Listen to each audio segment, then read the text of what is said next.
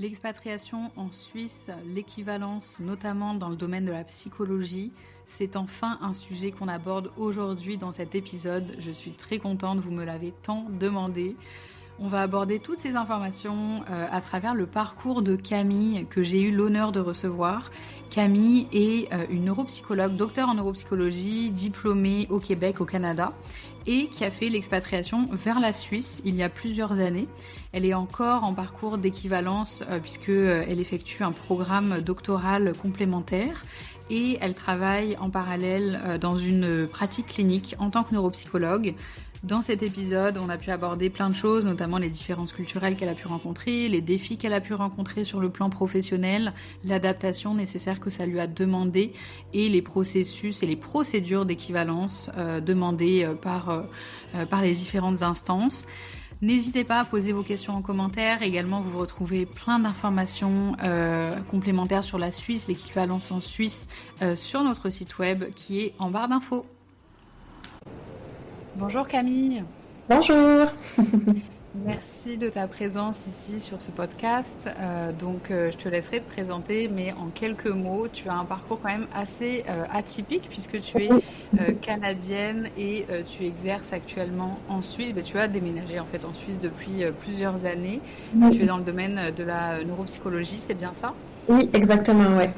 Ok, trop cool. Bon, c'est sûr que là, ça va vraiment en intéresser plus d'un d'en savoir plus sur ton parcours. Est-ce qu'on peut commencer par une petite présentation assez libre? Je te laisse la parole. Parfait. Premièrement, merci de me recevoir, là, c'est vraiment apprécié. Puis j'étais vraiment contente de voir ton message, là. Je me suis dit, enfin, il y a des gens qui s'intéressent à ça. Merci à toi. Oui. En fait, oui, mon parcours est un petit peu particulier. En fait, j'ai fait toutes mes études au Québec pour devenir neuropsychologue. Donc, j'ai fait le baccalauréat à l'UQO, donc à l'Université du Québec en Outaouais. Puis ensuite, j'ai directement enchaîné avec le doctorat en neuropsychologie, toujours à l'UQO. Puis ensuite, j'ai une opportunité de faire le PhD ici en Suisse avec un collaborateur avec qui je travaillais déjà au Québec. Donc, je me suis dit, allez, pourquoi pas. J'aime bien être aux études, en fait. J'aime bien le domaine de l'université, donc je me suis dit, je vais continuer. Puis quand je suis arrivée à Fribourg, ici en Suisse, je me suis dit, mais j'aimerais quand même pratiquer, vu que j'ai le titre au Québec. Mais finalement, ça a été plus compliqué que ce que je pensais, justement. Mais j'ai eu la chance de trouver un poste ici, on appelle, dans le fond, je suis neuropsychologue stagiaire ici, ou en formation. Donc, maintenant, ça fait 3 ans que je travaille dans un cabinet, 1 à 2 journées par semaine, supervisé toujours. Ok, je comprends. Ouais. Donc, pour revenir un petit peu en arrière, comprendre un peu, donc dans le fond, est-ce que tu as déjà pratiqué, donc une fois membre de l'Ordre des psychologues du Québec, au Québec? Non, pas du tout en fait. En fait, ça, c'est une bonne question parce que j'ai eu le chevauchement des 2 doctorats, en fait. J'ai terminé mon doctorat, mon DPSY, finalement, quand j'étais déjà au PhD ici. Ok, waouh. Ça, en fait, c'est la fin du DPSY. Au final, c'est des trucs admin. C'est les dernières corrections de ta thèse. Puis après, c'est toutes les étapes administratives avec l'OPQ. Puis ça, j'étais déjà au PhD ici. Donc, disons, mon premier automne au PhD, je terminais mon DPSY à distance. Ok, je comprends. Puis comment, je veux dire, ça doit pas être si facile quand même de s'inscrire à un programme doctoral en Suisse. Voilà, est-ce que tu peux nous expliquer un petit peu comment finalement tu as saisi cette opportunité? Ouais, en fait, c'est que je collaborais déjà beaucoup avec mon prof, donc mon superviseur actuel, Roberto Caldara, sur différents projets au Québec. Puis, je lui ai dit que j'hésitais à continuer dans les études. Puis, il m'a dit, écoute, moi, j'ai une place de PhD qui s'ouvre là en septembre si jamais tu veux venir. Puis je me suis dit, allez, comme j'avais déjà habité en Suisse, là, comme je t'avais dit avant, j'avais déjà une histoire d'amour un peu avec la Suisse. Puis j'aime bien me mettre au défi. Puis je sais que de faire Là, je sais que je vais avoir 2 doctorats là, au final, là, mais de faire des études dans d'autres pays, c'est quand même bien vu pour le CV. Donc, je me suis dit, allez, mais je pense qu'à ce moment-là, d'avoir pris ma décision, je me rendais pas compte de toutes les étapes, puis de toute l'acclimatation que ça allait nécessiter. Donc, je referais exactement la même chose, sauf que c'était plus difficile que ce que je pensais, finalement. Ok, je comprends. Des fois, je dis toujours, vaut mieux pas savoir. Non, exactement. Exactement. Non, je pense que si j'avais su, j'aurais peut-être pas fait ça, mais finalement, je suis assez fière de l'avoir fait, ouais. Puis, donc pour aiguiller un petit peu nos auditeurs, donc c'est ça, tu m'expliquais un petit peu avant l'enregistrement que tu avais fait un échange dans le cadre d'un Erasmus, donc en Suisse, pendant une année. C'est là où le coup de cœur un petit peu a commencé. Est-ce que tu peux peut-être nous expliquer qu'est-ce qui, toi, en tant que Québécoise, t'a attiré en Suisse, voilà, de façon générale, qu'est-ce qui fait que ça a été autant un coup de cœur que ça?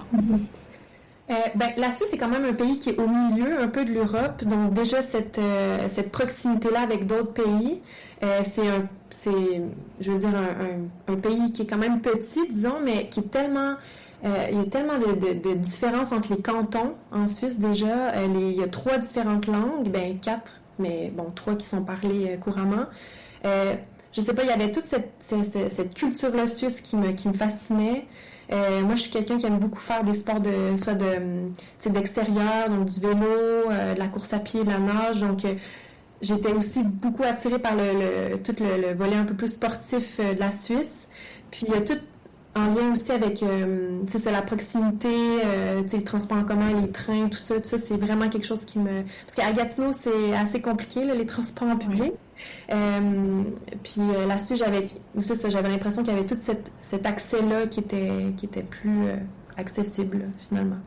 Ok, je comprends. Ouais. Puis effectivement, je pense qu'il faut se rendre compte, peut-être pour les Français qui nous écoutent, que au Québec, voilà, c'est pas du tout la même disposition. Effectivement, tout est très loin. Il n'y a pas vraiment de transport en commun autre que à la limite à Montréal, mais bon, c'est quand même très vite limité. Ouais, donc je comprends ton attrait en fait d'être au centre de l'Europe, d'avoir tout à disposition. C'est génial. Effectivement, ça a dû être un grand dépaysement pour toi, en fait. Ah ouais, vraiment, vraiment. Puis au niveau des relations aussi, ça a été un choc aussi pour moi de venir. Ouais, au niveau. En fait, je veux pas dire que le peuple suisse est un peu moins chaleureux, mais c'est un peu plus compliqué d'entrer en contact avec eux, ou en tout cas qu'on passe la frontière juste connaissance, de devenir vraiment amis, ça prend un petit moment, alors que j'ai entendu dire que que les Québécois, on est un peu plus ouverts, puis on accueille un peu plus facilement, en tout cas plus rapidement. Donc ici, ça m'a pris, en tout cas de mon côté, moi, ça m'a pris une année, vraiment me faire des amis, avoir vraiment mon cercle. Donc ça, c'était un défi pour le coup, une différence un peu qui va dans la catégorie défi, c'est ça? Oui, exactement. Catégorie défi, ça a été le premier, ouais. Ok, donc là, tu as fait une année. Donc, au niveau professionnel aussi, est-ce qu'il y avait des choses qui t'intéressaient? Quelle différence tu as pu remarquer? Là, plutôt au niveau du doctorat ou de la neuropsy? Je sais pas, de l'Erasmus, est-ce que tu as déjà identifié un petit peu des opportunités où je t'ai dit, ah waouh, si je reste travailler là, c'est vrai que ça pourrait être intéressant? Non, pour vrai, j'y vais vraiment au jour le jour à chaque fois. Comme même aujourd'hui, si tu me demandais qu'est-ce que tu fais après le doctorat, j'ai aucune idée. Comme tu sais, ma vie a tellement changé depuis 4 ans que je me dis, pas que j'arrête de me faire de plans, mais j'y vais vraiment avec les opportunités. Puis c'est drôle parce que depuis que je suis arrivée en Suisse, au niveau professionnel, c'est comme si tout avait été écrit un peu.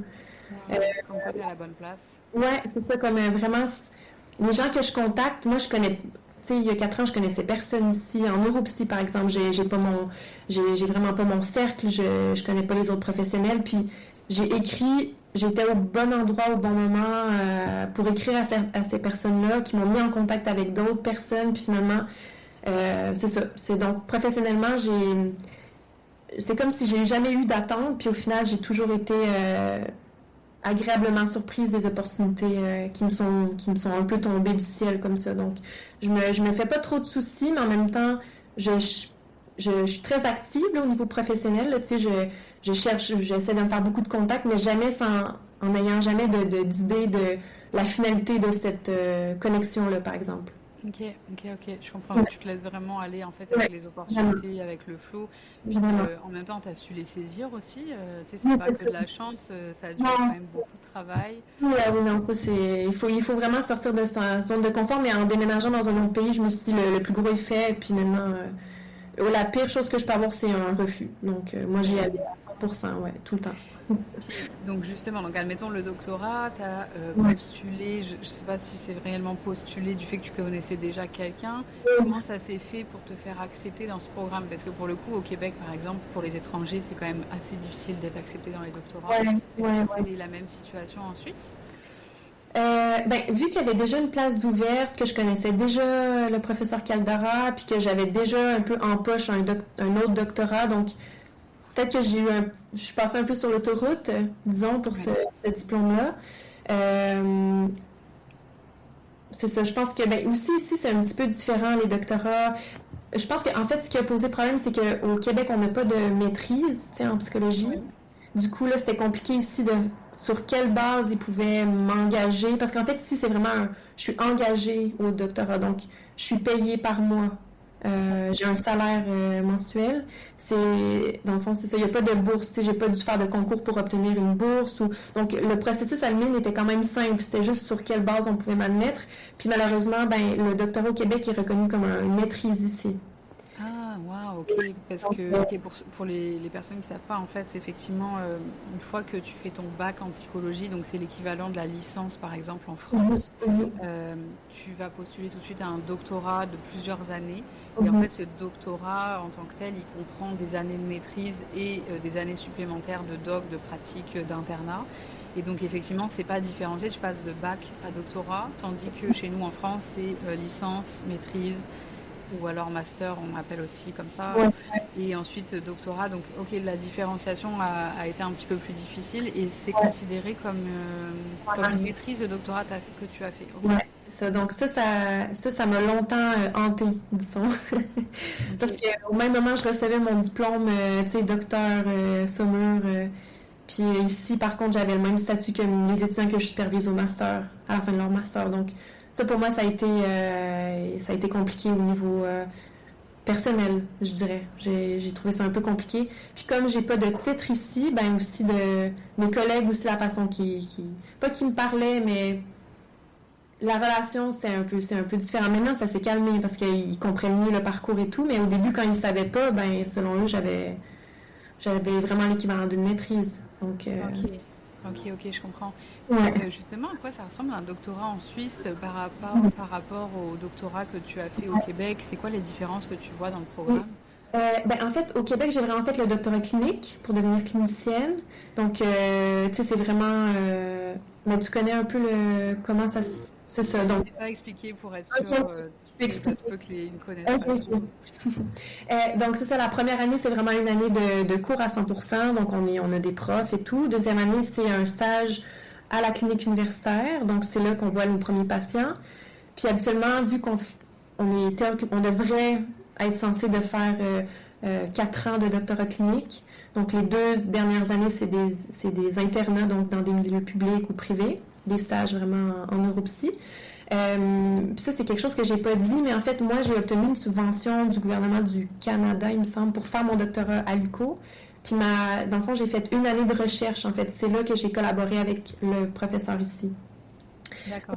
Il y a aussi cette possibilité-là de vraiment jumeler recherche et clinique. Donc, d'une part, le DPSI, c'est ça. Puis ici, ce que je fais, c'est vraiment recherche à 100%. Donc, je fais vraiment de la recherche, je supervise des étudiants en recherche. Je mène des projets de recherche. Je fais aucune clinique ici. Je vois pas de patients dans le cadre de mon doctorat en recherche ici. Puis la différence aussi, c'est que un PhD, c'est vraiment reconnu internationalement, même si les exigences sont pas les mêmes, parce qu'en France, pour avoir un PhD, tu dois publier qu'un seul article, il me semble, dans ta thèse, alors que ce qui est courant, c'est 2 articles publiés puis un article soumis dans une thèse. Euh, c'est ça. Donc, voilà, disons, c'est un diplôme qui va être reconnu internationalement après. Ok, je Alors comprends. que le clinique n'est pas reconnu internationalement. Puis, est-ce qu'en Suisse, il y a des doctorats, on va dire, plus centrés cliniques? C'est vraiment des doctorats que recherche, tu n'as pas l'opportunité d'avoir un DPSI ou... Non, il n'y a pas de DPSI, sauf qu'il y a le MAS, donc Ouais. c'est Master of Advanced Studies, il me semble que ça s'appelle. Tu sais, il y a les CAS, les DAS, puis il y a les MAS. Est-ce que tu peux nous les expliquer? Je ne sais pas si tu es à l'aise avec ça. Je vais essayer, mais en fait, le CAS, c'est pas beaucoup de crédits, là, peut-être, je sais pas combien de crédits, mais Je sais pas, mais c'est vraiment un certificat, donc peut-être l'équivalent d'une année et demie de cours, puis tout ça, puis tu as un projet à rédiger après. Tu as le DAS, donc moi j'ai fait le DAS, je l'ai fini il y a 2 semaines. J'ai fait un DAS en didactique, donc ça m'a pris... Dans le fond, j'ai commencé au début de mon doctorat, puis j'ai défendu là en juin. Mais c'est comme au Québec, c'est un peu l'équivalent d'un... comment ça s'appelle? Quand tu fais une année, en tout cas, je me souviens plus exactement, mais c'est peut-être 50 crédits ou 30, 40 crédits. Puis tu dois quand même écrire un petit projet de recherche à la fin. Puis le MAS, c'est vraiment, je pense, pour obtenir un titre. Puis ça, là, c'est vraiment, il y a des cours, il y a des stages. C'est ça. Donc, c'est plus, il y a plus de choses plus d'exigences pour un MAS. Ouais. Et puis c'est plus long, c'est plus onéreux, l'accès est plus difficile, j'imagine. Oui, mais c'est très contingenté. Puis, ouais, ok. Puis donc si je résume un petit peu, donc le MAS pour le coup ça pourrait être éventuellement l'équivalent du DEPSI, du fait que c'est très pratique. Oui, c'est ça, sauf que c'est pas à temps plein. C'est ça aussi. C'est pas à temps plein. Il y a des cours qui se donnent un peu par-ci par-là à Genève, des fois à Lausanne. Donc c'est pas comme... Souvent j'en parle avec mes collègues ici ou même mes collègues du cabinet. Puis je leur explique que nous, le doctorat, quand tu rentres au doctorat, après, tu es sûr d'avoir des places de stage, tu es sûr d'obtenir ton titre après. Mais au MAS, c'est pas exactement comme ça que ça fonctionne. Tu peux rentrer au MAS, mais pas avoir de place de stage. C'est super imprévisible, en fait. Tu peux pas rentrer là puis dire, OK, c'est bon, maintenant, je suis tranquille pour les 3 prochaines années. Là. C'est toujours du stress. Donc, ouais. Ouais, ça me rejoint beaucoup. Tu vois, moi j'ai fait mes études en France puis un petit peu en Belgique et effectivement par rapport au Québec, tu dois te débrouiller vraiment. Il n'y a personne qui va t'aider à trouver des opportunités de stage. Non. Et donc même si tu es accepté dans un programme, ce qui est déjà génial, en fait c'est que la moitié du chemin. Je sais pas, mais j'ai pas connaissance qu'à part au Québec, il y ait d'autres pays où vraiment tu puisses avoir une telle sérénité. Parce que j'étais très surprise de voir qu'au Québec, en fait, c'était super bien organisé. Ah oui, vraiment. C'est compliqué de se rendre au DEPSI, mais une fois que tu es au DEPSI, c'est bon. Ouais, là, t'es vraiment t'es pris en charge. Puis ouais. bon, l'accompagnement est aussi très différent. Mais ok, donc toi, ça a été un choc un petit peu pour toi. Bah, pas un choc parce que t'as pas été directement confronté à cette difficulté, toi, non? Tu veux dire pour tout le domaine neuropsy ici? Ouais, c'est ça, trouver des opportunités, peut-être de stage ou autre. En fait, c'est ça. Moi, j'ai vraiment une bonne étoile pour le volet psy. Le volet, je veux dire, professionnel. J'ai écrit sur Facebook, là. Vraiment, j'étais vraiment... Avant de commencer mon PhD, donc... parce que j'essaie déjà de mettre un peu mes cartes en place, là, ici. Puis j'ai écrit sur Facebook, j'ai expliqué ma situation, puis il y a plusieurs personnes qui m'ont écrit, puis j'ai écrit à une personne. Je me suis dit, je vais écrire à elle. Puis cette personne-là m'a mis en contact avec une autre personne, puis elle m'a parlé d'un remplacement de congé de maternité.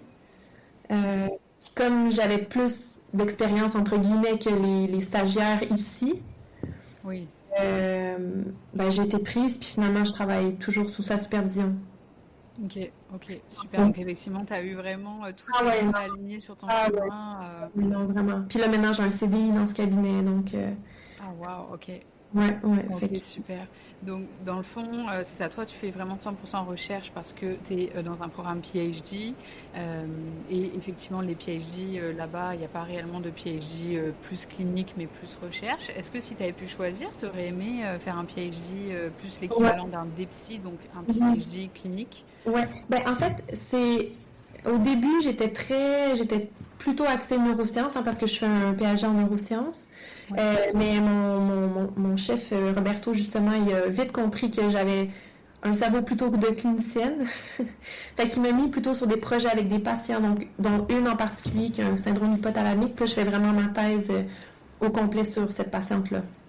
Ok, donc j'ai pu quand même orienter avec un contact client finalement. Ah oui, c'est ça. Oui, parce que moi, je suis pas une nerd de codage ou tout ça. Tu sais, je comprends le rationnel de tout ça, mais je suis vraiment dans le relationnel, dans tu sais, dès qu'il y a des patients, je suis vraiment dans ce... Ouais, c'est plus ma tasse de thé, disons. Je je suis mieux là-dedans que travailler juste avec des données, un set de database. Ça, c'est moins mon truc. Ok, donc ta bonne étoile AK, ton Oui, superviseur, a su aussi adapter les choses pour que tu sois un peu dans ta zone de génie, oui, si je c'est ça. puis dire. Il me fait travailler avec des médecins ou tu sais, avec vraiment le domaine clinique, vu que j'ai aussi la casquette de neuropsy, du coup, ça passe aussi un peu mieux que ça soit Ah moi oui. qui prenne ces projets-là en charge.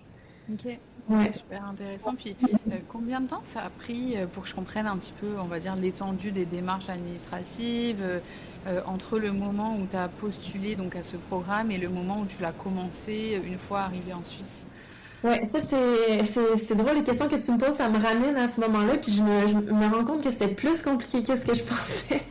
On oublie souvent. Ah oui, on oublie, c'est fou, mais tant mieux, hein, je me dis d'une certaine façon.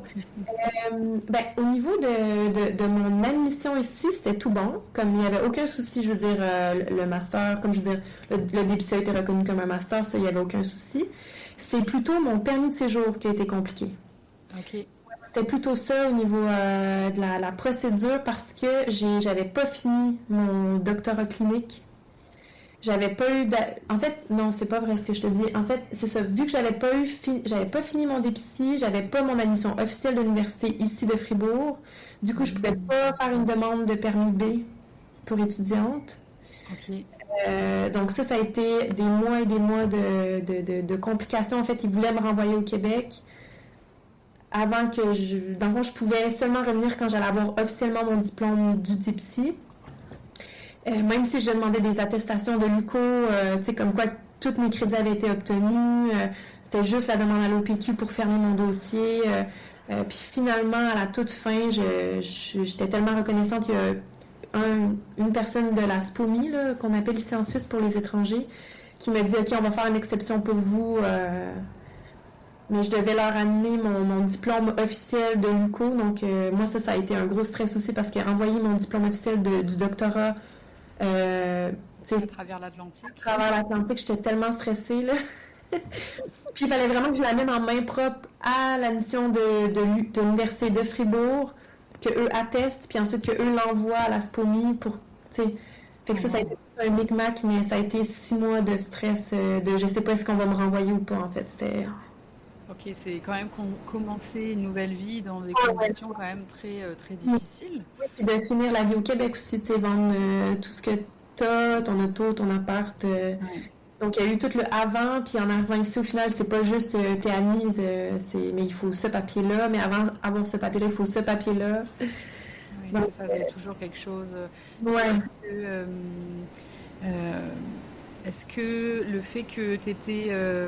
Parce que en fait, est-ce que tu pourrais expliquer peut-être rapidement pour ceux qui n'ont pas connaissance les exigences d'accès? Donc là, tu as un visa type étudiant, c'est ça?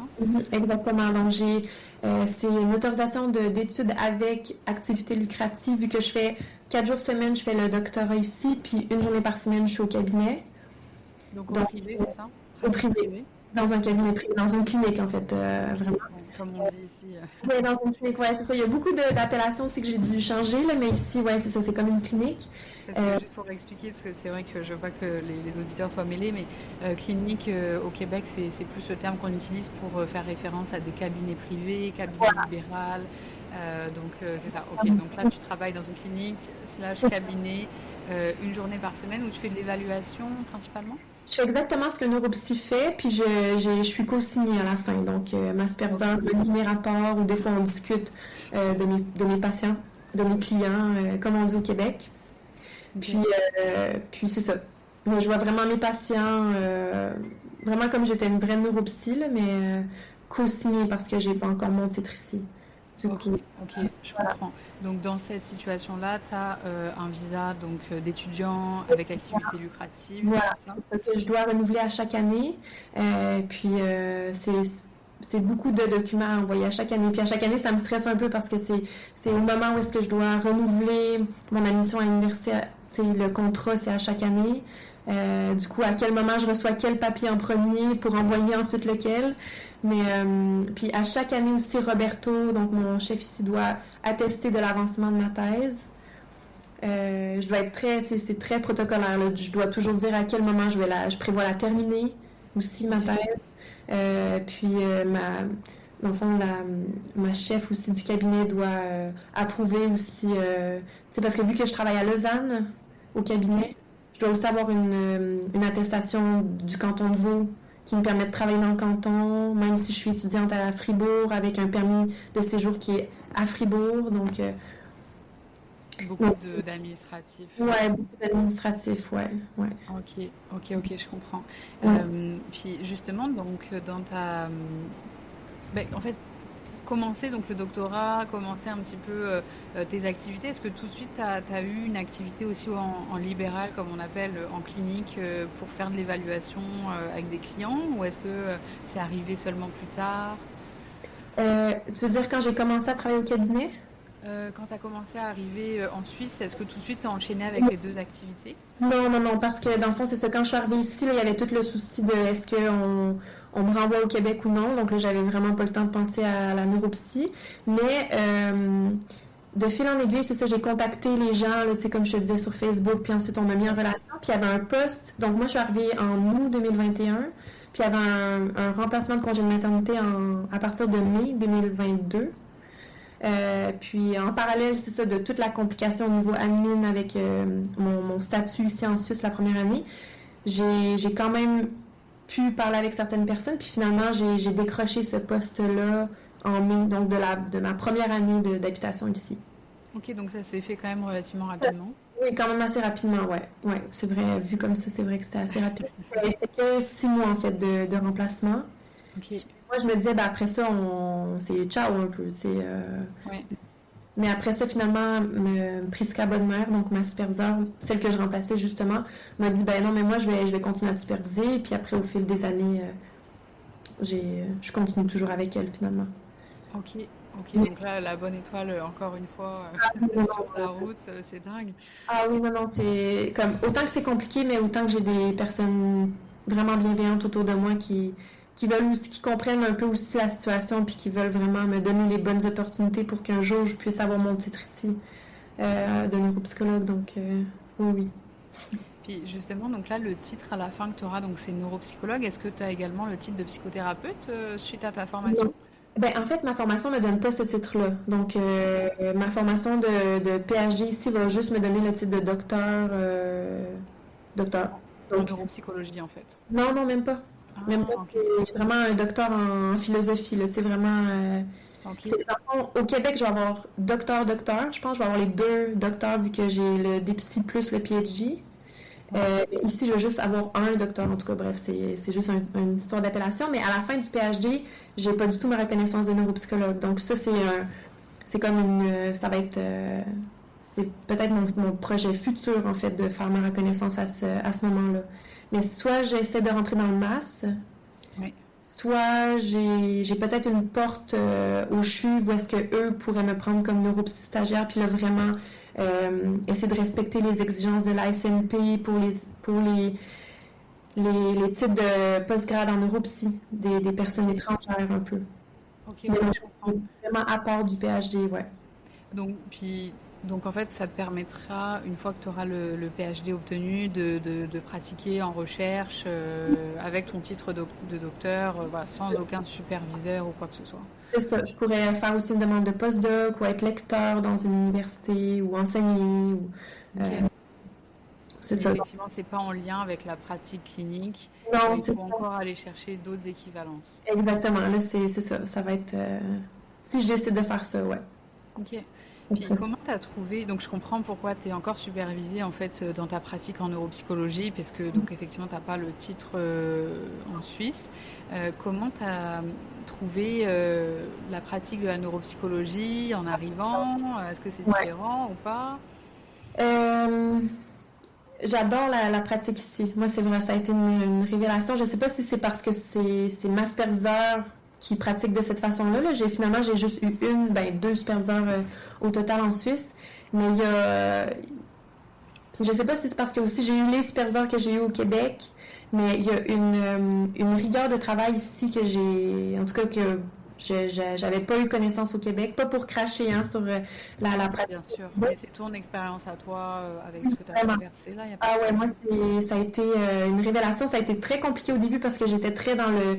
mais j'ai mon titre au Québec, vous n'avez pas besoin de me superviser, je sais comment ça fonctionne. Un peu dans la résistance, Oui, c'est ça, parce mais que je ben, comprends là, tu sais, avec tous les efforts que tu as fournis au Québec et tout, ça demande quand même une certaine humilité. oui, c'est ça. Puis aussi, c'est parce qu'on comprenait pas bien ce que j'avais fait au Québec. Puis ça, c'est pas que je trouvais ça presque insultant, mais je me disais, j'ai pas que fait une maîtrise. J'étais comme, mais ça, c'est faux. J'ai pas fait une maîtrise. J'ai Non, fait effectivement. c'était 5 ans d'études, plus 3 ans de bachelor. Puis toutes mes amies au Québec, finalement, eux, après leur doctorat, leur DPSI, ben, ils pratiquaient, alors que moi, j'étais de nouveau supervisée. Puis la supervision, c'est toujours un petit peu compliqué. Tu sais, en plus, là, je changeais de pays. Du coup, c'était une autre culture aussi, la psychologie, une autre vision de voir les choses. Mais quand j'ai un peu baissé ma garde, parce que ça a été quelques mois comme ça, où est-ce que j'étais vraiment dans laissez-moi tranquille, Ok. j'ai pas besoin d'avoir votre avis. Après ça, j'ai découvert un monde. Je sais même pas comment expliquer, mais le mot qui me vient, c'est vraiment la rigueur, le professionnalisme, la collaboration entre les spécialistes, le respect aussi des professions, vraiment, comme puis il y a une culture ici en tout cas en cabinet privé. Hein. Moi, je suis quelqu'un de plus cabinet privé que de milieu public, ça me correspond mieux. Puis il y a vraiment le client est vraiment, ou le patient est vraiment, on prend vraiment notre temps avec le patient. Puis on surcharge pas notre horaire avec plein de patients pour faire des diagnostics à la chaîne ou voir des patients à la chaîne pour être plus payé à la fin. Ok. Puis ça me correspondait vraiment. Tu sais, on y va tranquillement, puis on est vraiment à l'écoute de la famille, parce que je travaille avec les enfants, donc Ok. puis on prend le temps d'appeler l'école, puis tu sais, il y a vraiment on prend le temps, en fait, on prend le temps, puis on va vraiment investiguer. C'est toujours, en fait, je fais aussi le parallèle avec la recherche, mais c'est vraiment toujours des petits projets de recherche, en fait, pour moi, au final. Puis on prend vraiment le temps d'écrire le papier à la fin, tu sais, d'avoir nos hypothèses au début, puis de chercher d'autres tests qu'on pourrait faire, alors que en tout cas, au Québec, ce que j'ai vu dans les cabinets dans lesquels j'ai travaillé, c'était un peu, on fait à la chaîne. Ok. Donc effectivement une expérience très différente, Ah ouais. plus à l'écoute, d'après ce que je comprends là, de la famille, du patient. Ah ouais, puis au niveau aussi financièrement, au Québec, ben ici, on est vraiment comme, euh, on est surveillé un peu par les assurances. Oui. On peut pas charger comme on veut aux patients. C'est vraiment cas par cas. La facture va changer. Si j'ai passé moins d'heures avec un patient, la facture va être moins élevée. Mais il y a un maximum. Je peux pas charger 4000 francs pour un patient. Il y a pas non plus c'est pas tout le temps 3000 par évaluation. Vraiment, le prix va changer. Mais c'est à chaque 5 minutes, il y a un prix. Donc, il y a vraiment... C'est vraiment, et je comprends la rigueur Ah, dont ouais, tu moi, parles finalement. Ah, puis ça, j'adore. Moi, c'est pas ce cabinet-là qui décide de fonctionner comme ça, mais l'autre cabinet aussi, il y a vraiment c'est vraiment entre les professionnels, les logopédistes, les ergothérapeutes, les psychos, tu sais, c'est contrôlé. Puis moi, ça m'a enlevé un poids, là, parce que en cabinet privé, il y a tout le temps cette relation-là avec l'argent qui est un petit peu particulière.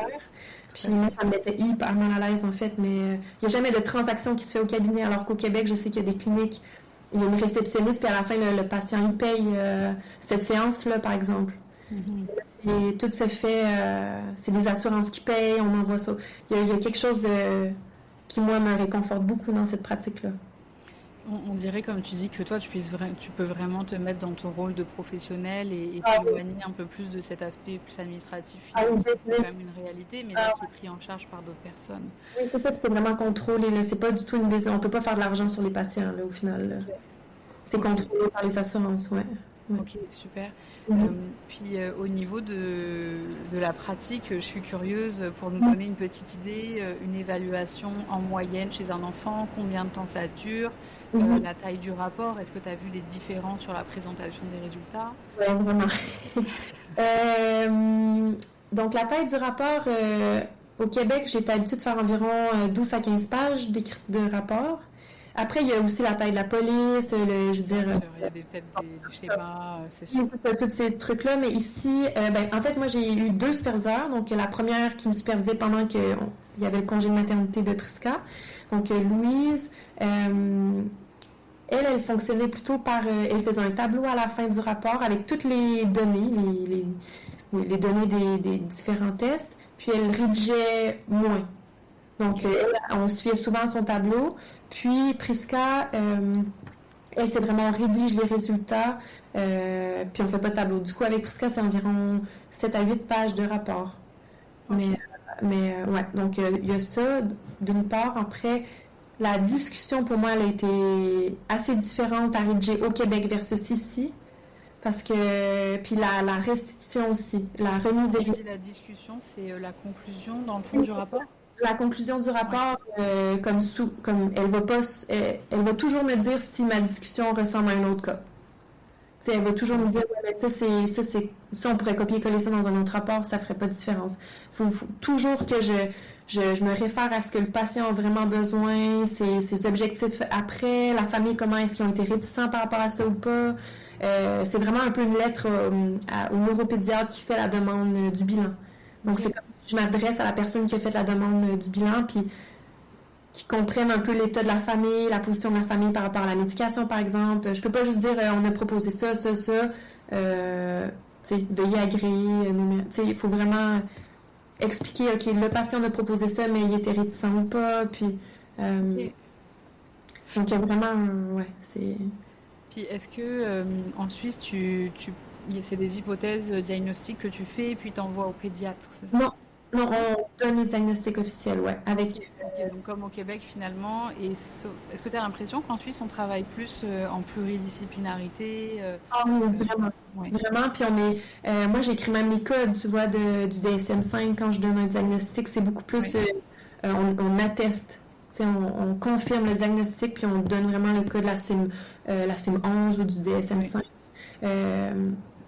Donc... Ouais, puis souvent aussi ce que je fais, c'est que, ça c'est ce que ma superviseure m'a expliqué, mais même s'il y a déjà des diagnostics de données, nous on refait certains tests pour reprouver ce diagnostic-là. Donc c'est pas parce que ça a été déjà fait qu'on refait pas un genre de check-up sur ce diagnostic. Donc on travaille vraiment en collaboration, puis on s'assure que le rapport soit toujours le plus global aussi possible. Ok, super, très intéressant. Donc quand même pas mal d'adaptations pour toi en arrivant, hein, parce qu'il y a des similitudes qu'on peut voir avec le Québec, mais en même temps ça reste que c'est différent. Au niveau relationnel aussi avec ta superviseure, le rapport hiérarchique, est-ce que toi tu as vu des différences? Ici c'est très hiérarchique, à tous les niveaux. Hein. C'est très, je vous vois, moi j'ai pas ce diplôme-là, du coup vous l'avez, du coup là, c'est hiérarchiquement. Puis au Québec, on est moins comme ça, on est beaucoup dans le dessus, mes superviseurs du Québec, c'est rendu mes meilleurs amis, du coup la relation est un petit peu différente. Donc au début, c'était un petit peu compliqué parce que j'avais toute cette distance-là que mes superviseurs mettaient avec moi, ce qui est normal hein, parce qu'on se connaissait pas. Et là, du coup, cette distance-là est tombée. Maintenant, c'est bon. On parle d'autre chose aussi que la neuropsy. Mais en tout cas, moi, ça m'a pris du temps à connecter à un autre niveau que professionnel avec elle parce que il y avait cette distance-là qui est professionnelle qui a été là longtemps. Comment tu l'as vécu, ces différences? Ouais, au début, c'était un petit peu compliqué parce que moi, j'aime bien être proche des gens avec qui je travaille. Comme j'aime bien, pas parler que de job. Puis j'ai besoin de cliquer avec cette personne-là pour me sentir à l'aise après de dire OK, ça, j'ai pas aimé que tu me dises ça comme ça ou j'ai besoin d'avoir une connexion aussi personnelle avec cette personne-là. Fait qu'au début, c'était un petit peu compliqué. Puis aussi, toute l'histoire avec la reconnaissance de mon titre, j'ai l'impression que je me faisais pas entendre du tout, en fait. Puis que j'étais juste une simple employée, puis alors que mon histoire est complètement différente d'une Suissesse, par exemple, ici, qui a suivi le parcours traditionnel. Mais en fait, j'ai juste respecté leur rythme parce que je pouvais pas rien faire d'autre. Hein. Je pouvais pas accélérer le processus de complicité. Donc, j'ai juste fait mon travail, puis de petit temps, de fil en aiguille, finalement, on s'est comme rapprochés. Mais on reste toujours professionnel. Hein. Je veux dire, quand on parle de mes patients, c'est ma superviseure, elle se gênera pas de me dire que là, j'ai fait faux ou que là, j'ai l'enseignante, puis que j'aurais dû... Mais après, le week-end, on peut s'écrire, puis Donc, on a quand même passé une étape. Puis ça fait du bien à une Québécoise de passer cette étape-là. Effectivement, ça prend du temps, certainement, plus qu'au Québec. Voilà, comme tu l'as dit, il y a moins de barrières, on se tutoie très rapidement, il y a moins de hiérarchie. Donc, j'imagine ça a dû te demander quand même un petit peu de patience. Beaucoup d'adaptation, oui. Ouais. Ok. Puis j'ai une autre question pour toi. Je suis désolée, c'est un petit peu emmêlé mes questions, mais c'est que j'ai tellement de questions que ça me vient petit à petit. Ok, donc on a parlé du délai, donc de la démarche. Donc je comprends aussi que ta démarche à toi, finalement, elle a été facilitée du fait que tu as su entretenir, avoir les bons contacts autour de toi, saisir toutes ces opportunités. Maintenant, au niveau du coût, si tu es à l'aise avec ça, bien sûr, combien ça coûte en fait de s'expatrier en Suisse depuis le Québec, de faire ce programme de PhD, etc. Le coût, c'est pas quelque chose qui m'a choquée. Ok. Non, c'est ça parce qu'en fait, on est payé, tu sais, au PAG, je suis payée là, par mois, donc je suis payée comme une étudiante de PAG à 80%.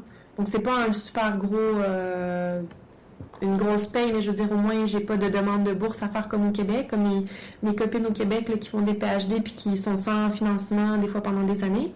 Ouais. Est-ce que tu es à l'aise excuse-moi, je t'ai coupé, mais de nous donner ton salaire ou simplement une tranche de salaire auquel on pourrait se prétendre? Oui, c'est environ, ça change hein, parce qu'à chaque année, je suis augmentée, là, ça aussi c'est bien. Mais du coup, l'année prochaine, je vais faire 72 000 francs, je pense. Avec un 12 000 francs, c'est ça? 72 000 francs avec un 13e salaire, hein, parce qu'en Suisse, on a le 13e salaire de compris pour un 100%. Donc ça, c'est le calcul avec le 100%, puis moi, je suis à 80%. Donc, je sais pas combien ça fait, mais c'est environ 3 500 par mois, je reçois. Environ. 3 500 € ou Francs. dollars canadiens? Ah, francs, pardon, ok. Ok, donc en dollars canadiens, a priori, ça ferait un 123 000 par année à peu près. C'est ça, mais la vie est plus chère ici, c'est pas énorme, 3200, 3300, c'est pas énorme. Puis en plus, mes impôts sont pris à la source ici, vu que je suis étrangère. Donc moi, je fais pas mes relevés d'impôts, là, j'ai jamais fait ça ici. Donc c'est vraiment l'université qui vient épuiser, qui prend l'impôt à la source directement. Donc moi, j'ai aucun contrôle là-dessus. Donc c'est vrai que au niveau administratif, quand je reçois ma paye, ben moi, j'ai plus rien à faire. Mais après, je peux les déduire en même temps. Donc, oui, effectivement. Puis, donc, ce que tu me dis, c'est que ton salaire, c'est pas non plus un salaire. Parce qu'effectivement, en dollars canadiens, ici, ça pourrait être un salaire quand même assez élevé. Oui, mais là, c'est pas vraiment. C'est vraiment si cher que ça. Ouais, parce que, ben, en fait, ici, il y a toute l'assurance santé de base qui me coûte 400 francs par mois. OK. Puis ça, j'ai presque accès à rien avec ça au final. J'ai pris la plus haute franchise, donc des trucs comme ça. Après, il y a aussi l'assurance ménage que je dois prendre. C'est quoi ça, l'assurance ménage? C'est en cas de vol, d'accident, tout ça. Après, il y a le loyer qui coûte cher, la nourriture qui coûte cher aussi. Il y a plein de taxes non pompiers. Donc, si tu n'es pas pompier ou pompière, tu dois payer 100 francs par année. Il y a la taxe télévision, je pense que ça aussi, tu dois payer pour un peu les frais artistiques de la ville. Au final, on s'en sort bien, hein, mais je peux pas partir en vacances à chaque mois, disons. Ok. Ben, merci de ton dévoilement, parce que c'est vrai que c'est dur de s'en rendre compte de l'extérieur. Donc ça nous donne déjà une petite idée. Mm-hmm. Mais c'est ça. Puis après, au cabinet, ben, je suis payée environ 1200 par mois. Donc ça, c'est tout des prix ou des montants qui sont établis hein, par... à Fribourg, c'est avec l'État de Fribourg. Donc ça, c'est pas mon chef qui me donne cet argent-là alors qu'une autre PhD donne plus. Hein. C'est vraiment... c'est réglementé. C'est très réglementé. Puis à Lausanne, c'est en fonction des fiches salariales du CHUV. Une neuropsychologue stagiaire ou en formation devrait être payée tant. C'est quoi le CHUV? C'est l'hôpital universitaire du canton de Vaud. Okay. Le centre hospitalier universitaire du canton de Vaud. C'est comme le CHUM à Montréal, mais nous, c'est le CHUV. Donc c'est rigolo, ça se ressemble d'une lettre. C'est très reconnu en fait. Puis ma superviseure se base sur les guidelines au niveau du salaire pour ça. Puis à chaque année, je suis augmentée aussi un petit peu, là, un petit pourcentage.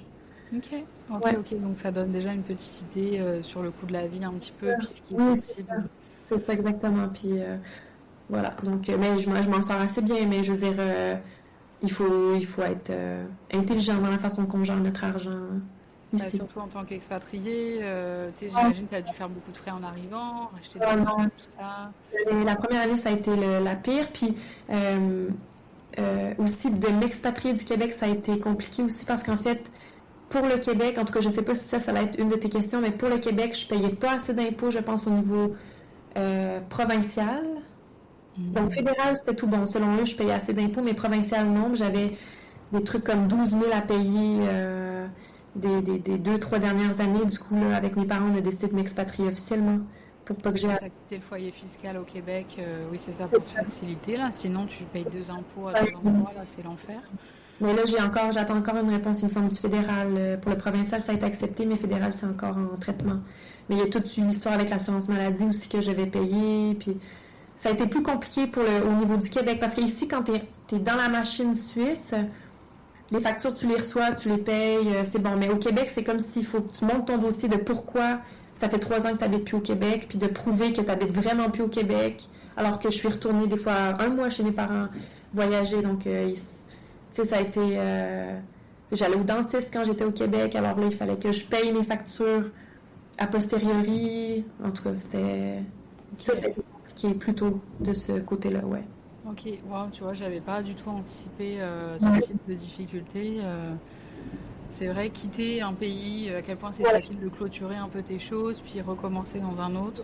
C'est ça, parce que quand tu le quittes en tant qu'étudiante, c'est facile, mais quand tu vois en fait que toutes les choses que tu dois payer, même en tant qu'étudiante expat comme étudiante à l'international, tu te dis que c'est peut-être préférable finalement que tu t'expatries du pays. C'est ça que j'ai décidé de faire finalement, ouais. Ok. Puis au niveau de la santé, je serais curieuse parce que donc il y a des Français voilà, qui nous écoutent, qui ont quand même beaucoup d'inquiétudes sur le coût de la santé au Québec. Parce qu'effectivement, la France, c'est quand même un pays assez particulier par rapport à la santé. Qu'en est-il de la santé en Suisse? Est-ce que tu as vu une différence importante au niveau des coûts du service, que ce soit Québec vs Suisse? Ça, c'est une bonne question. C'est comme si j'ai trouvé ça plus simple ici, en fait, l'accès aux soins. On dirait que le monde professionnel ici, c'est vraiment des professionnels. Ils sont très rigoureux dans tout ce qu'ils font. Tout est un peu centralisé aussi.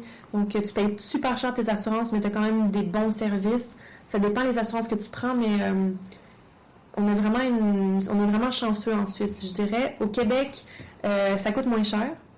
Okay. Mais je veux dire, c'est plus long les délais d'attente. T'es pris en charge moins rapidement, j'ai l'impression. Puis il n'y a pas quelque chose de centralisé. Oui, effectivement, c'est moins accessible en fait. Un peu moins accessible, c'est ça, mais c'est moins cher. T'sais, l'assurance maladie du Québec, c'est pas très cher, puis tu as accès à un peu tout. Alors qu'ici, tu as vraiment une assurance privée. Tu magasines une assurance de santé privée. Et obligatoirement, tu dois en avoir une? Ah oui, c'est obligatoire, ouais. Ok, parce qu'effectivement, au Québec, tu peux avoir juste l'assurance publique. Bon, même si c'est sûr que ça ne va pas te couvrir tout, là, mais il n'y a pas d'obligation. Tandis qu'en Suisse, là, tu dois vraiment avoir privé plus public. Oui, c'est ça. Okay. Je pense que c'est ça, oui. Après, là, je suis pas calée en assurance ici, mais il me semble que c'est ça, oui, privé puis public, ouais. Ok, super intéressant. Puis, je ne sais pas si tu vas avoir toutes ces informations, mais ça m'intéresse quand même de te poser des questions au cas où. J'imagine que tu as dû rencontrer dans ton parcours d'autres personnes dans le milieu de la psychologie. À quoi ressemble le marché du travail, que ce soit psy, neuropsy, recherche en Suisse? Réellement, est-ce qu'il y a beaucoup d'opportunités? Est-ce que c'est accessible? Voilà, quel est ton feeling par rapport à tout ça? Je pense que pour psy, neuropsy, une fois que tu as obtenu le titre puis que tu es reconnu, c'est assez simple. Je veux dire, c'est tellement en demande, c'est tellement contingenté qu'une fois que tu as obtenu le titre, c'est bon. Tu peux partir de ton cabinet, pratiquer comme travailleur autonome. Ok. En recherche, ça, je pense que c'est un petit peu plus compliqué pour avoir des offres de prof. Tu sais, si tu veux faire un concours pour devenir prof dans une université. Lecteur aussi, c'est plus compliqué. C'est pour ça souvent que les PhD font des demandes de postdoc, puis enchaînent de postdoc en postdoc, souvent. C'est ça qui arrive. Ok. Après, tu peux travailler comme collaborateur scientifique. Ça, c'est assez bien payé après un PhD. Ou, tu sais, data analysis dans des... Souvent, il y a des collègues aussi qui travaillent dans des organismes subventionnaires aussi, là. Donc, comme si on travaillait au CRSNG au Québec ou... je ne sais plus les acronymes maintenant là, pour les nouvelles subventions, mais tu travailles un peu dans cette entreprise-là, vu que tu faisais de la recherche, tu peux évaluer des dossiers ou... donc, tu peux travailler soit en privé ou en public, je pense, quand tu finis un PhD. Mais là, il faut que tu mettes en marche ton autonomie un peu, puis ta débrouillardise, je pense. Il n'y a pas des postes comme ça qui te tombent un peu dessus. Ok, il faut quand même mettre en place des choses un petit peu stratégiques, tandis qu'en clinique, donc psy, neuropsy, il y a Voilà. beaucoup d'opportunités là, d'après ce que tu me dis, Ouais. ce qui fait que c'est pas difficile en fait de trouver un emploi, un lieu de pratique. Non. C'est plus compliqué de trouver un stage. Quand tu es en formation, c'est plutôt là que c'est compliqué. Mais une fois que tu as obtenu ton titre, après, je pense que c'est tout bon. Ok. Puis est-ce que tu as une petite idée du salaire auquel on peut prétendre psy, neuropsy ou recherche une fois que on est plus stabilisé? Pas osé demander. Ok. Moi, j'ai aucun souci de parler de mon salaire en ce moment, mais de demander à mes superviseurs combien eux font, c'est... En fait, Non, c'est sûr. c'est super tricky un peu de parler de ça en Suisse. Hein. Moi, ça me dérange pas parce qu'au Québec, c'est quelque chose que... Tu sais, avec mes parents, on en parle tout le temps, avec mes amis, on en parle, il n'y a aucun souci. Mais en Suisse, parler d'argent, c'est... Je sens que c'est un peu plus compliqué. Mais c'est une question qui me trotte un peu plus dans la tête là, ces temps-ci, vu que je commence à bientôt finir, là, en fait, là, mon PhD. Fait que je veux savoir un peu, tu sais, j'ai demandé à mes collègues quand même un postdoc, c'était payé combien environ, puis c'est environ 6 000 environ par mois. Fait qu'il y a quand même une bonne différence avec un PhD. Oui. Vu que là, tu es vraiment employé, du coup, tu n'es plus étudiante. Fait que là, tu changes de statut. Oui, tu doubles carrément, c'est quasiment doublé là. Ah non, mais moi, si j'obtiens un postdoc après... Tu restes là, c'est bon. Je vais essayer de rester là. Même si habituellement c'est 2 ans un postdoc, je vais essayer de rester là un peu plus longtemps. Ok. Neuropsy, j'ai aucune idée. Puis vu que c'est travailleur autonome aussi en cabinet, ma superviseure m'a déjà dit que c'est ça, ça changeait à chaque mois au final. Donc c'est pas Surtout super. si tu me dis qu'il y a une instabilité dans les tarifs du fait du service que tu donnes. C'est ça. Donc il faut vraiment bien que tu gères ton argent à ce niveau-là, je pense. Mais combien il fait en moyenne par mois, ça j'ai aucune idée. Ok, ok, pas de problème, mais c'est Ouais. déjà très très intéressant. Ok, donc c'est quand même plutôt encourageant, voilà, pour les personnes qui nous écoutent, qui veulent aussi faire la démarche, voilà, d'équivalence, de refaire une formation en Suisse, éventuellement un mass, etc. Ouais. Ce que tu nous racontes, c'est que la formation, c'est un investissement en tant que tel, de temps, d'énergie, une adaptation, mais une fois qu'on passe à travers, il y a quand même de belles opportunités d'évolution.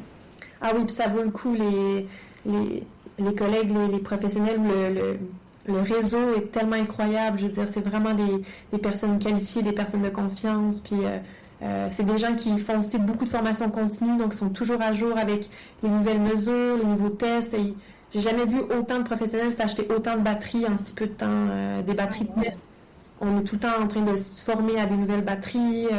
Non, là, c'est incroyable de travailler en psychologie ici, vraiment. Ok, ok, c'est le fun parce que je sais pas toi, mais moi en tant que Française, en tout cas, j'entendais souvent ah, le Québec, c'est vraiment l'endroit dans le monde où la psychologie est vraiment full avancée. Puis ce que tu me racontes, je me dis waouh, en fait, peut-être qu'il y a aussi la Suisse qui pourrait être comparable. C'est vrai que mes collègues du Québec m'ont aussi beaucoup dit ça parce que j'ai tout le temps eu le même discours. Là. Ce que je te raconte là, c'est le même discours que j'ai depuis que je suis arrivée ici. Est-ce que c'est parce que je suis tombée avec cette superviseure-là qui est incroyable, puis moi je remercie le ciel de l'avoir elle comme superviseur? Ou est-ce que c'est vraiment parce que j'ai jamais pratiqué au Québec, donc j'ai jamais eu de collègues neuropsy vraiment, tu sais, collègues. Mais je suis d'accord avec toi, là, il y a quand même un cocon au Québec là, tu sais, la psychologie est vraiment reconnue au Québec. On la reconnaît même en Suisse, hein, on a des outils du Québec, tu sais, PIFAM, tout ça. on utilise vraiment beaucoup, beaucoup. Puis dès que je commence à parler, les gens ils me disent « Ah, mon Dieu, le Québec, tu sais, j'ai lu ce livre-là avec ce chercheur-là ou cette neuropsychologue-là. » Mais en tout cas, moi, la neuropsychologue, je veux dire, la Suisse, ça m'a changé en tant que neuropsychologue. Je suis pas la même avant que maintenant. J'ai pas du tout la même approche, pas du tout la même vision, la même pratique. J'ai vraiment quelque chose, comme c'est ça, je pense que mon parcours, c'est pas pour rien que je suis rendue ici. Et j'avais besoin de de ces avancées-là ici, de cette façon de faire là ici qui me fait beaucoup, beaucoup de bien. Ouais. Pour moi, ça a matché en tout cas. Ben, c'est génial. Puis quelle est ton approche justement actuellement en Suisse? Ouais, ben en fait, tu sais, au Québec, on a beaucoup, en tout cas, moi j'ai été beaucoup formée dans le théorique. Tu sais, c'est normal, hein, parce que je veux dire, on se fait enseigner la théorie avant de pratiquer la clinique.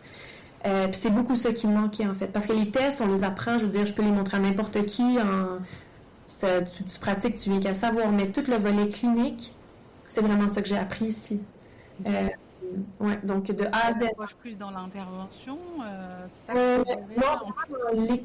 dans l'écoute du patient, tu sais, moi, j'étais très rigoureuse puis presque rigide sur la passation des épreuves, des tests. Donc, si un patient qui répondait pas bien, ben, je posais pas plus de questions vu que c'était pas les questions du manuel. J'étais très, genre, c'est comme ça qu'on fait une remise des résultats parce que c'est comme ça qu'on me l'a enseigné. Je dois faire... J'avais vraiment comme un protocole dans ma tête que je suivais comme en recherche, en fait, comme en sciences. Moi, c'était comme ça, comme ça, comme ça. Puis au final, j'ai appris ici que la neuropsy, c'est à la base une profession qui devrait être écologique. Je devrais même pas utiliser de tests, que je devrais être capable d'évaluer mon patient. Au final, je peux utiliser un crayon, un papier, puis on peut aller marcher dans la rue. Puis... Donc, c'est toute cette façon-là de voir la neuropsychologie qui m'a déstressée, en fait, des tests, qui m'a éloignée un peu de la... Tu sais, la théorie, je la comprends. Hein, je lis les manuels encore, je les comprends, les erreurs au niveau théorique, mais je vais beaucoup plus poser de questions. Je ne vais pas juste m'arrêter à la question 19, par exemple, ou au critère d'arrêt, au fameux critère d'arrêt. Je vais continuer ma réflexion. Puis la remise des résultats, maintenant, je l'approche d'une toute autre façon. Je commence directement par reposer au patient, en fait, la raison de la venue. Donc, du coup, on reprend le motif de consultation.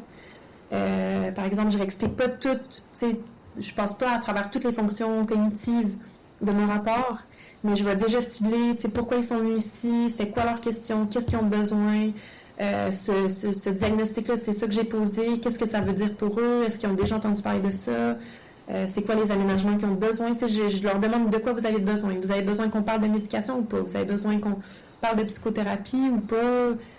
Ouais, donc en fait, j'entends beaucoup d'adaptation dans ton approche actuellement. Ah oui, à 100%. Puis moi, j'étais pas du tout habituée à faire ça avant. Avant, même à la fin de mon dernier internat, je faisais des présentations sur PowerPoint que je partageais à l'écran à mes patients. Okay. Du coup, j'étais très, très éloignée d'eux, en fait. Oui, c'est ça, tu avais un support carrément entre toi et eux. Puis c'était correct pour mon anxiété, hein, parce que ça fait du bien pour une anxieuse un peu comme moi, mais... le patient, il comprend rien au final. Il retient rien, il n'y a pas du tout le relationnel. Les parents n'ont aucun espace pour parler de leurs enfants. Puis, c'est ça, ouais. Ok, super intéressant. Puis, est-ce que justement, dans les aménagements, donc au Québec par exemple, comparativement en France, il y a quand même beaucoup de mesures qu'on peut suggérer en tant que neuropsychologue suite à une éval, donc pour les écoles, suggérer à d'autres professionnels. Est-ce que c'est aussi le cas en Suisse? Quelles sont les différences que tu peux voir? Ben non, ça, je dirais que pour la proposition, ça, c'est assez équivalent, je dirais. Les aménagements typiques à l'école, ça, c'est assez typique. Ça, il n'y a rien qui m'a vraiment choqué par rapport à ça. Peut-être, ouais, non, ça, je dirais que c'est assez similaire dans les recommandations, en tout cas. Mais on fait moins, on liste moins les millions de recommandations. On est beaucoup plus ciblé, en fait. Au Québec, je suis habituée de faire... recommandations pour ci, pour ça, pour ci, puis ça faisait des pages et des pages de recommandations, mais là, on cible vraiment les plus spécifiques, en fait, celles qu'on sait que l'école pourra mettre en place rapidement. Ouais. Donc moins, mais peut-être plus qualitative. Oui, exactement. Puis ça change. Hein. Des fois, je propose plutôt des livres ou des fois des groupes de thérapie pour les compétences sociales. Des fois, je mise plutôt pour la psychothérapie ou... Des fois, j'en propose pas, puis je fais juste dire aux parents, ce que vous faites, c'est parfait, puis c'est ça que je rédige dans le rapport. Ok. Donc, ça varie vraiment. Ouais. Ok, super intéressant. Puis au niveau de la psychothérapie, est-ce que tu dirais que c'est plutôt accessible? Parce que c'est vrai qu'au Québec, il y a quand même une certaine pénurie de professionnels, même au privé, Ouais. hein, ça peut être assez difficile d'accéder à un psychologue. Ouais. Comment ça se passe en Suisse sur ce volet-là? Pour avoir moi demandé pour moi-même, ça a pris beaucoup, beaucoup de temps. Donc, de mes amis aussi qui ont demandé ici, c'est assez long. En tout cas, en plus, avec mes collègues, dès que j'ai un patient qui a besoin de psychothérapie, mes collègues, ils me réfèrent à d'autres collègues, puis eux me réfèrent à d'autres collègues. Ok, donc il y a aussi quand même... Ouais, même à l'interne, puis à l'externe aussi, de mon point de vue, c'est assez exigeant. Ouais. Et quels sont les tarifs moyens si on veut aller consulter en psychothérapie en Suisse? Et ça, je ne veux pas te dire de quelque chose de faux, mais il me semble que c'est 100 francs, 120 francs, quelque chose comme ça. Ok, 120 francs, je vais regarder ce que ça Peut-être fait. 170 canadiens ou 160. Ok, donc ça fait un peu l'équivalent aussi. Ah, on est sur apparemment $200 canadiens. Donc Ok. Et j'espère que je ne dis pas rien de faux, hein, mais... De toute façon, toutes les informations ici, là, je vous invite à ceux qui nous écoutent là, de les vérifier là, si ça vous intéresse, mais au moins ça nous donne un peu un ordre d'idée, parce qu'en France, je ne sais pas si tu sais, mais on est quand même sur des tarifs de peut-être 60 €. Ah ouais. Oui, donc malgré tout, ça donne un ordre d'idée. Hein. Ah non, ici c'est le double quand même. Ouais. Okay. Et pour les Val Neuropsy, quel est le tarif moyen, même si encore je sais que je te pose des questions pas faciles. Oui, en fait, le tarif moyen, je ne sais pas exactement, mais ça doit tourner autour de 2200 francs, 2300 francs environ.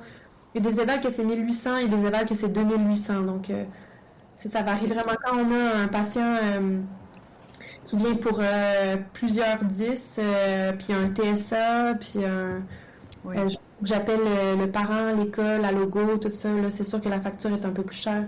Mais tu sais, comme je te disais, on a un critère d'arrêt aussi pour la facture. Du coup, il y a un plafond quand même.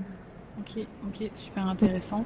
Ok, mais qu'est-ce que tu pourrais suggérer, conseiller? Est-ce qu'il y a des ressources vers lesquelles on pourrait orienter nos auditeurs canadiens pour commencer, qui souhaiteraient éventuellement s'établir en Suisse? Oui, là, pour la profession, tu dis pour la neuropsy. Neuropsy, psy, peu importe, ça reste dans le domaine, là. Fais avec ce que tu connais surtout. Pour la neuropsy, d'aller consulter la SNP, c'est un peu comme la QNP, mais c'est l'Association suisse des neuropsychologues. Après, il y a, là, c'est ça, j'avais sorti il y a la reconnaissance du titre postgrade en neuropsychologie étranger. Donc ça, c'est vraiment le formulaire à remplir là, quand on fait la soumission de notre dossier.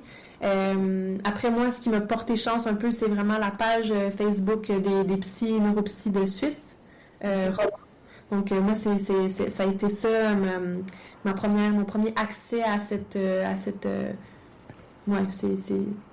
professionnels-là.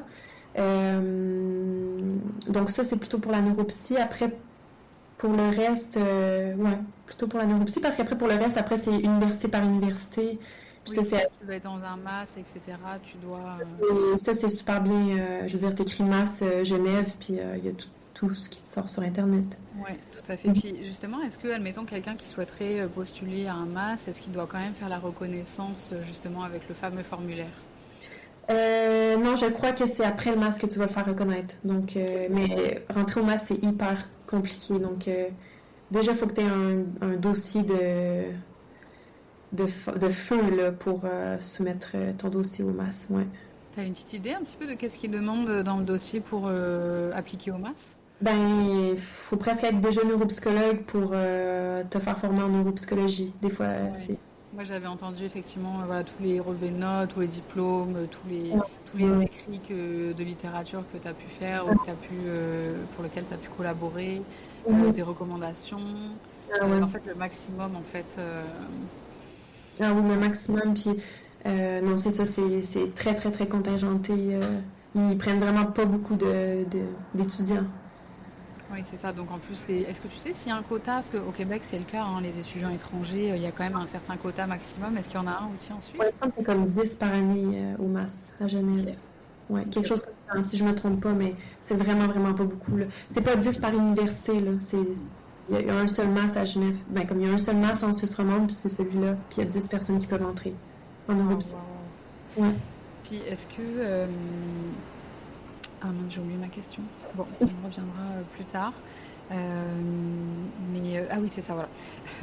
Est-ce que tu penses que c'est plus accessible finalement d'accéder à la recherche pour aller pratiquer en Suisse, faire cette équivalence, que de faire ça via le MAS? Ben, en fait, t'as pas le choix de faire le MAS ou de faire une équivalence. Comme de faire la recherche, ça te sert à rien en Europsie, au final. Ah oui, c'est ça, oui, effectivement, si tu veux... Moi, Ouais. ça, de faire le PhD, ça me donne absolument rien d'un point de vue clinique, au final. Mais pour les personnes qui seraient aussi intéressées d'avoir une expérience en recherche, est-ce Ah que oui. tu trouves que c'est plus accessible? Euh, Ben, comme j'ai jamais fait de demande au PhD au Québec, je sais pas à quel point c'est plus accessible ici, mais je sais que il y a, je sais pas si c'est plus accessible, mais c'est juste c'est différent en fait. C'est vu qu'on est payé aussi, il y a comme une autre relation avec le doctorat. Je sais que pour les étudiants comme qui font le bachelor ici, le master ici, puis après s'ils veulent entrer au PhD ici, ça c'est quand même compliqué, je pense, de se trouver un superviseur de recherche. Mais les gens qui viennent de d'autres pays, je sais pas, ça dépend vraiment de leur diplôme qu'ils ont obtenu avant, leur CV. Moi, j'ai été chanceuse, entre guillemets, mais Oui. Oui, mais en même temps, ça veut dire que, tu vois, de par ton profil, on voit que c'est pas impossible. Justement, il y a peut-être même une valeur ajoutée que tu as pu mettre en avant, qui ah oui, est que tu avais terminé, tu sais, quand même ta formation au Québec. Donc oui, il y a eu des équivalences et malheureusement, tu as dû faire quelques retours en arrière, de nouveau des supervisions, mhm, etc. Mais ça montre que c'est quand même possible, mhm. et qu'il y a quand même des possibilités si on arrive un petit peu à mettre en place des petites choses. Ah oui, clairement. Puis il faut juste pas perdre espoir, en fait, parce que moi, souvent, je me suis dit, OK, non, mais là, c'est bon, j'arrête. C'est trop compliqué. Puis au final, je me ramassais toujours à avoir une autre petite porte de sortie. Puis tu sais, au final, j'étais en contact avec une autre personne. Puis au final, j'avançais toujours un petit peu. C'est juste que des petits pas, on a l'impression que ça n'en est aucun. Mais les gens, ils parlent entre eux aussi. Hein. Je me rends compte que la Suisse, c'est un petit pays. Ok. Les gens, ils parlent de toi, même si tu as l'impression que tu es seul au monde. Puis que il n'y a rien qui avance. Ben, il y a des gens quand même qui parlent de ton parcours ou qui disent ah, mais moi, je connais quelqu'un qui pourrait. Fait que des fois, je me dis, je fais confiance aussi aux gens à qui j'ai parlé, puis c'est ça. Des fois, il y a même une fois que j'ai soumis ma candidature au CHUV alors que je savais très bien que j'allais pas être prise, mais je me disais comme ça, ils ont mon CV, ils ont mon nom, tu sais, ils ont toutes mes informations, puis au final, ils m'ont recontacté 2 ans après, puis tu sais, fait que les gens, ils se parlent ici. C'est des vrais pipettes entre eux. C'est un super bon conseil que tu nous donnes, c'est de ne pas hésiter à faire parler de soi, à rentrer en Non, contact, à connecter avec les personnes, même si immédiatement ça donne pas de résultat. non, exactement. Puis je me dis tout le temps, moi, une nouvelle relation professionnelle ou même personnelle, ben peut-être que ça va m'amener quelque chose, mais à long terme. Puis je sais jamais quoi, mais je me dis, c'est sûr qu'il va y avoir quelque chose à un moment donné. Puis au final, ça a toujours donné ça. Donc, je surfe un peu sur cette vague-là encore aujourd'hui. Ah, bah, super, bah, en tout cas je pense que c'est un beau mot de la fin, c'est de très bons conseils. Je te remercie beaucoup Camille pour le partage, merci à toi. Merci à toi. C'était super plaisant de répondre à tes questions. Ça m'avait vraiment plaisir d'en parler. Je te souhaite une belle journée. Merci à toi aussi. Pour aller encore plus loin, n'hésitez pas à consulter notre site web, le lien est en barre d'infos. Tu y retrouveras de nombreuses offres d'emploi pour les professions médicales, paramédicales, spécifiquement dédiées aux personnes expatriées. Tu retrouveras de nombreuses informations sur l'équivalence de diplôme, l'immigration, etc. Et tu retrouveras des offres exclusives de nos entreprises partenaires qui t'aident dans ton expatriation. Moi, c'est Amélie, je suis également expatriée, professionnelle de santé et j'aide les personnes comme toi dans ce processus de déménager notre vie professionnelle à l'étranger. N'hésite pas à me contacter via notre site web ou simplement en laissant un commentaire sous cet épisode si tu veux toi aussi être accompagné dans ce projet.